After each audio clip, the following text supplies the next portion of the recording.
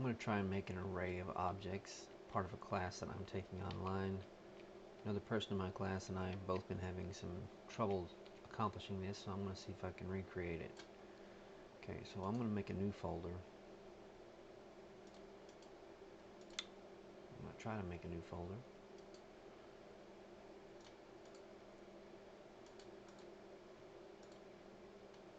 Interesting.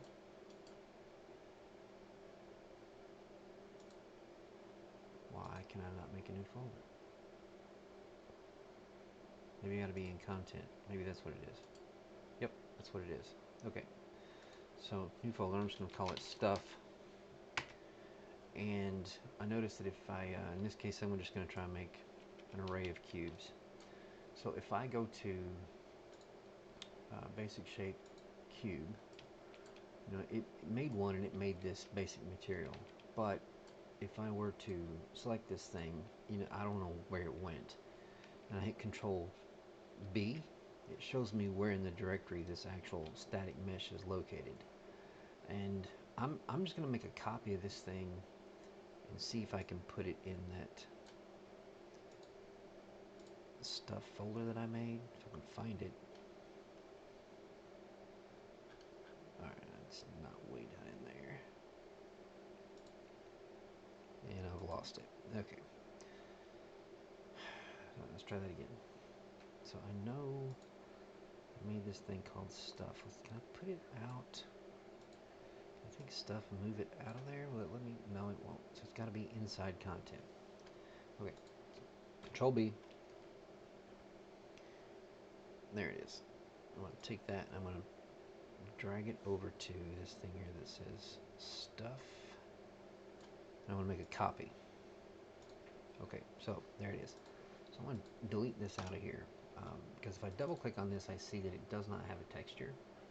It does not have a material on it, and I'm going to make one that's slightly emissive. So I'm going to create a new material. I'm going to call this white. I'm going to tag it, right, so I can find it easier. Put those two words, those two letters, DW in the front, and that way I'll search for DW later, and maybe it'll pull up a shorter list than the word white. So if I double click this, and if I just tried to drag out and figure out, okay, how do I just put a color in there? I could never find the right thing. And the way I got around that was if you grab something that you know has got a material on it, Control B, I'm going to see if I can double click this thing. Yep. And now here's the material, so I'm going to click this, and that should tell me where it is in the directory. So for now, I'm going to see if I can make a copy of that also in my little stuff directory. Okay, so far so good.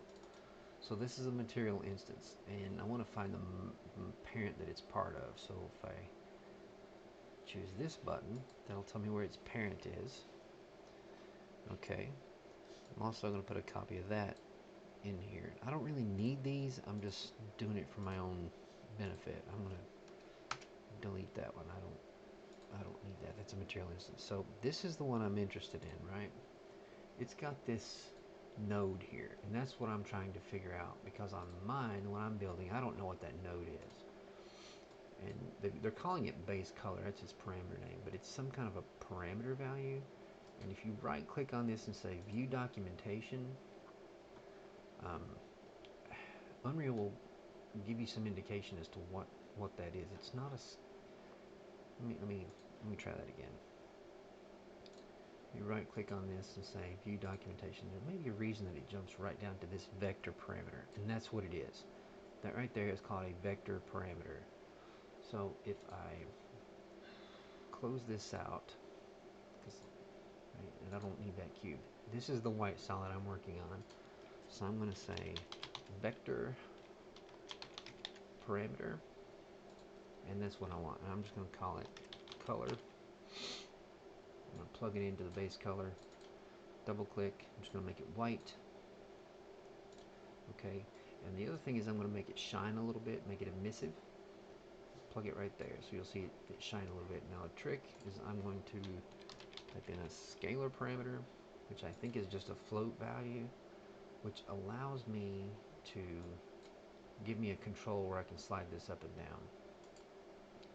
So I'm going to say asterisk, which gives me a multiply node, and let me put in this down here. So if I do that, and I plug that into emissive instead. So we've got the white color, and now we're using this multiplied by whatever this value is going to be, which I'm going to set it to 2 for now. So it's going to be twice as bright on the emissive channel. Save. And I'm going to change that parameter name to something like brightness. I think I spelled that right. Okay, so let's go back here. Okay, so now I could drag this cube out and I could put that on it, but I don't want the master material on it. I want an instance of it, so I can make, I don't need that either. So this is mine, my master material. So I'm going to right click and say create material instance. I'm going to change that to MI for material instance to follow Unreal's naming convention. Now what I could do is I could drag this out and I could be able to put it on it, but I want mine to be something that I'm going to make an instance of multiple times, and I want it to always have that texture on it. So I'm going to double click. I'm going to go to up here, and I'm going to go back to my stuff folder, select my material instance. I'm going to hit save all real quick. Select my material instance, and if I click this button, it should replace that texture right there. So now I'm going to hit save. Okay, and I'm just going to change the name of this thing to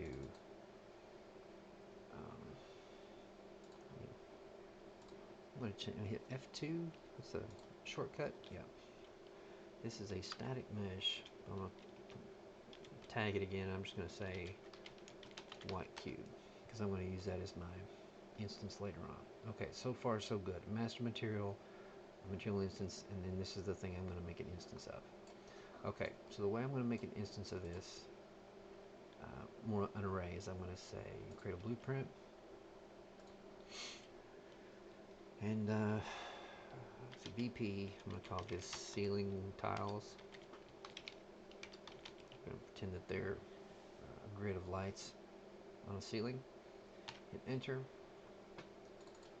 And under default scene here, I'm going to say add a component. And I'm going to add an instanced static mesh. Okay. And it's going to say, what do you want to use as that? And so what I'm going to do is go down to the, I can find the static mesh field. Static mesh, here we go. So this is my cube that I want to use. So I'm going to select it, and then I'm going to click right there, and that's going to pop it in. I'm going to compile and save. And you'll notice that even though this says there should be one in here, there's not. And if you go down to the number of instances, there are none in here. So if I were to add this, I'd see one. I could add another, and 3 and 4, and they're right on top of each other. So if I were to push them out like this, right? If I were to hit compile and save, then I've got this blueprint where this exists. So we're making some progress, but that's not exactly what we want. Okay. So we want to programmatically do this so we can create our grid. So I'm going to go back down to instances, and I'm going to delete all of those. So let's go into the construction script. So I'm going to, first let me show you a mistake I made. I thought I could right click and I could say add instance, and I get instance static mesh, and there's also add instances, which is not exactly the same thing. And then there's add static mesh component, and all of these things look kind of similar, but they're not exactly the same. So the way you can make this easy is because you already have one in here. If you drag this out, it's going to know to give you the right one. So if I say add instance, well, maybe I'm wrong. Anyway, it's this one. Now, the target that it's going to make instances of is whatever this object is here. Technically, it's whatever this node says, but by default, this node is the same thing. If I delete this, the target is self, and I'm not sure in this case that'll work. In some cases it might. What I'm going to do is I'm going to go ahead and change this to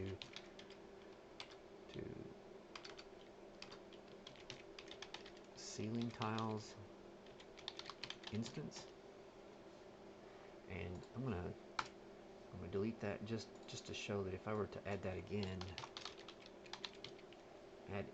notice what it puts in parentheses this time. Add ceiling tiles instance, and that's just telling you that this thing here is the thing it's putting in that target, right? So even if I deleted this out, I could drag that thing in here and it's the same thing. Okay, so far so good. Now if I were to hit compile, it says you got a problem, and the reason you got a problem is you haven't told it where to add it.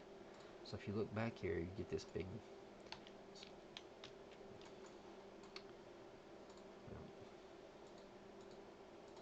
I can't even find where that thing is. Okay, bad blueprint. Now if I were to just create a vector, make vector 0, 0, 0, and I put that in here, right? Then it's at least going to make one instance at position 0, 0, 0. And now you can see that we have one, right? And back up and you can actually see that. So we're making a little bit of progress. Now, what would happen if I wanted to add more? So one way we can do that is with a for loop. So I'm going to drag this over and say for loop, and I'm going to say, let's do this loop 5 times. So what should happen, if we think about it, it's going to run this loop 5 times. It's going to make an instance at that location, do it again, do it again, do it again, 5 times. When we look back over here, we just see one cube. But actually, there's multiple cubes there. They're just all in the same spot. And let's see if we can prove that. So what I'm going to do is I'm going to, I don't know exactly how big those cubes are. I think they're about 100 units wide. So I'm just going to make a random guess, and I'm just going to use a number like 200. Okay. So if I were to say the first one's going to be at 0, the second one, we're going to use this number here, and yeah, let's just do this. Let's just we're going to add, I'm going to split this down.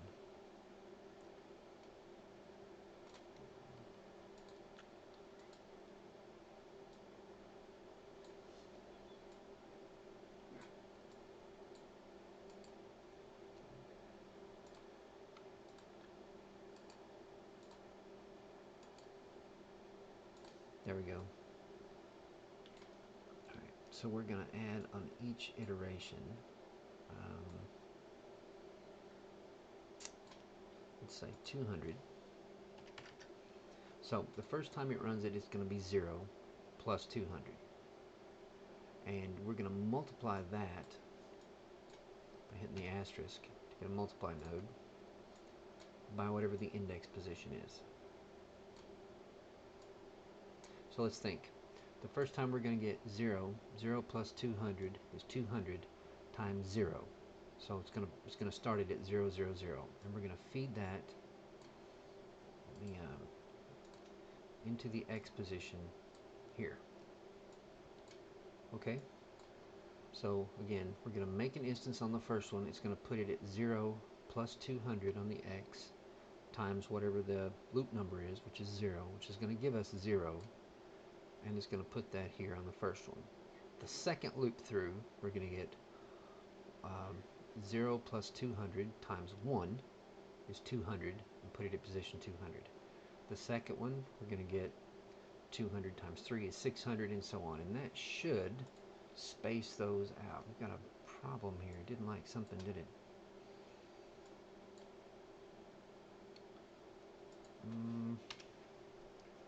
Let's add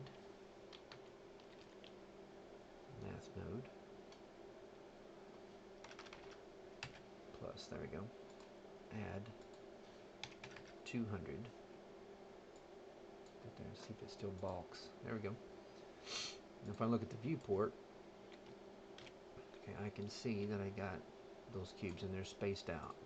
And the reason I put that 200 in there is just because if I'd left this at 0, then when it made all those cubes, they're going to be standing right on top of each other, and you can't see that you've got many. So I just did this so that I could split it. Now if let's say I just did 50, okay?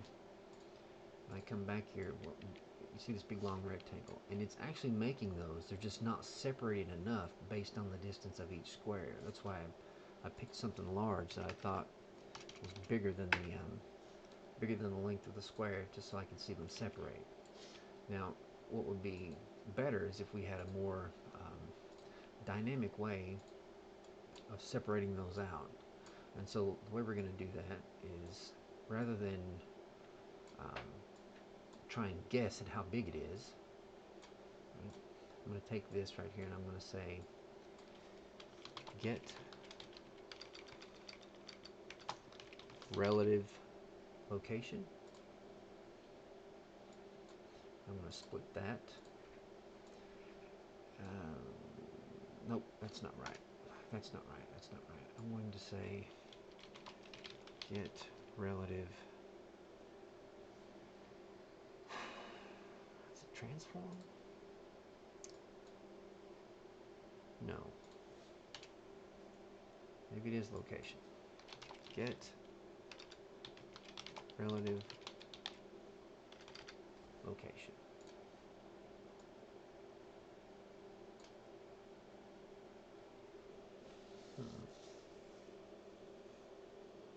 No.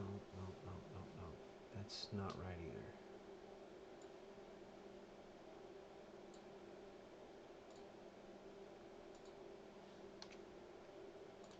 Bounds. That's what I'm thinking of. Yeah. So, get local bounds. That tells me the maximum distance of the cube, if it was 10 or 20. So I'm going to say get local bounds. That's right. That's right. So this way, it doesn't matter if the cube is 100 units long or if it's 10. This node is always going to calculate what that distance is. So the maximum minus the minimum is going to give me a vector position, right? And that vector position is what I want. And I'm going to take that and I'm going to put that in place of this. So we don't need this anymore, I don't think. I'm going to still put that 200 on it just to see. Let's see what happens. So that should be, on the first instance, it's going to get the maximum distance of that cube, no matter what it is, add 200 to it, and then multiply it by the whatever iteration of the loop is to move it over. And that seems to work. And we can try that by just making this number smaller to like 20. Before, when I used this number 20, all those cubes were stacking on top of each other, but this time they won't, because it's always taking whatever the relative distance is of that cube into consideration first. Okay, so far so good, right? We've got a way to figure out how many rows we've got. So if you notice, over here I said do 5, 0 to 5, but there are actually 1, 2, 3, 4, 5, 6. And that's because when you're creating some type of list in Python or some other type of coding language, 0 in an index position is an empty seat. So you've got each of these are an empty seat to put something in. You don't start with 1, you start with 0. So you've got 0, 1, 2, 3, 4, 5. So you actually got 6 spots. Okay, so you just got to kind of keep that into mind. So you could change this to say, I don't want to start at 0, I want to start at 1. But the problem is that now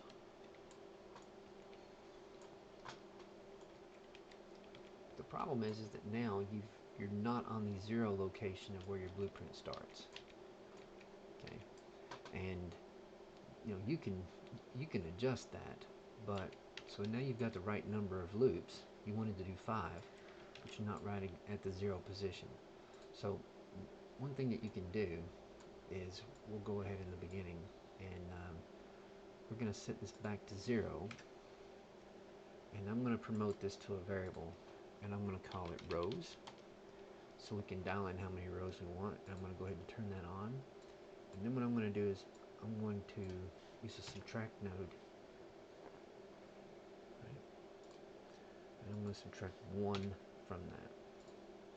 Let me see if I can clean this up a bit.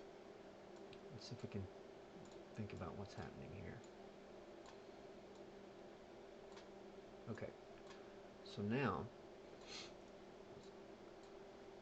I compile this. If I set the number of rows by default to be 5, it's going to say 5 minus 1 is 4, but it's going to start at 0. So if you remember, count on your hands, 0, 1, 2, 3, and 4, that's still 5 seeds. By doing it this way, it actually will start at the 0, 0, 0 world position, at least relative to this, if I think I'm understanding that right. Okay, so far so good. So if that's true, what we should be able to do here is we should be able to change the number of rows to like 10, and we should see that go out. Now another thing that I'm going to do is I like having this little offset number. Could be that if you had a texture that showed the split between them, you wouldn't need it, but I'm actually just going to promote this number here to a variable as well, a float, and I'm just going to call it right click, promote to variable, and I'm going to call it x offset, and I'm going to change that from an integer to a float. Oh, I didn't like something.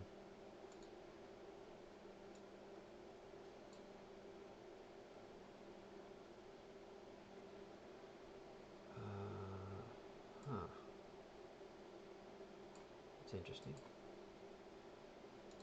Not sure how that's going to work out. Okay, so and now what hopefully that should do is I should be able to take this x offset and I should be able to just drag it. There we go, that's what I want to be able to do. So yeah, so I can change the number of rows and I can change that offset. Okay, so I'm going to go back in here. Now, so far so good, but we need to go the other way. We've got rows, now we need to do columns. So this is taking into consideration that all of this is about the x position, okay? And so what we need to do now is on the first iteration of this loop, we need to make not just this cube, we need to make the whole column. And then on the second iteration, we'll do the other column. So we're going to loop this way, but now we need to loop in the y direction also. So I'm going to do that by creating another for loop.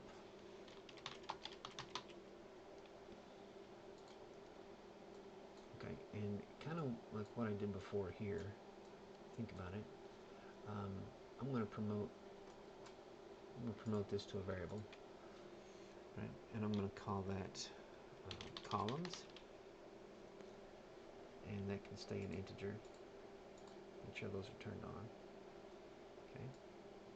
And just like before, the same thing, we're going to start at 0, and I'm going to subtract 1.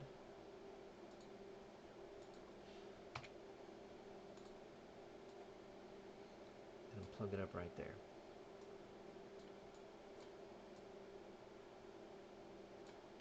Okay, so far so good. So let's move that over a little bit. Okay, so just like before, we're going to do the same thing. We've got the local bounds, and we took its x position, and now all we want to do in this second, we're just going to work with the y. So we're going to kind of think of it the same way. So I had this x offset before to space it out on the rows. I'm going to do the same thing on the columns. So I'm going to take this y position, right, and I'm going to pull it out, and I'm going to do an add. So kind of mimicking what I did here. And I'm going to promote this to a variable, and I'm going to call this Y offset. I'm going to leave that as a float. Make sure you turn the little eyeball on. And by default, I'm going to set it, compile. By default, I'm going to set it to 20. I don't know. It sounds good to me. And so then what we're going to do after we add that, we're going to multiply it by the index, right? So we're going to, the index is multiplied by that. Tells us the offset. And then before we fed that into the X position, and this one we're going to feed into the Y position. And hopefully this will work and it won't break. Well, it broke. It didn't like something. So let me see what I did wrong here.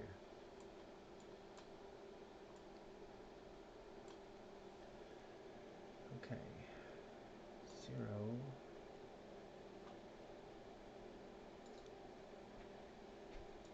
Rows. Columns. There we go. 5. There we go. That's what it was. I had by default. My columns were set to 0. Okay, so now we've got 3 rows and 5 columns. Is that right? So let's, you know, I could have, can you drag those around? That columns, how do you reorder those? I'm not sure. Can you promote it up and down? I'm not sure how to do that. It would be nice if you could just drag and drop those things and move them around. So far so good. So that's working. And I think that's it. It looks like a jumbled mess. I'm not really good about cleaning nodes up, but yeah, I think, you know, all of this is your X and all of this is your Y. So you could say, you know, if you highlight all those and then hit the C button, that gives you a comment box. You could just say the X loop, and then you could come up here and clean all this up if you wanted and say C and say that's your Y loop. But I think that's pretty much it. I think we've got it. I'm going to save that real quick, and now I should be able to come in at any point and take this X offset and dial it up and down. Take this Y offset and dial it up and down. And then I can take the number of rows and I can add those, and I can take the number of columns and I can add or reduce those. So compile, save, and then we should be able to just drag this out, and you know, we can manipulate this tool on the fly. I think we've got access to those parameters down here now. I may be wrong. Yeah, here they are. So I can just crank this X offset to something to taste, and same with the Y. And the other cool thing too is now that we've got this save all, this material instance, we can pop this open. Let me pull this off so we can see it. And we should be able to take this brightness and turn it to like 0.5 if we don't like it being that high. So we've got more dynamic active control. And that's it. I hope somebody finds this beneficial, because it even having seen it done, it took me a while to figure it out. So, all right, good luck.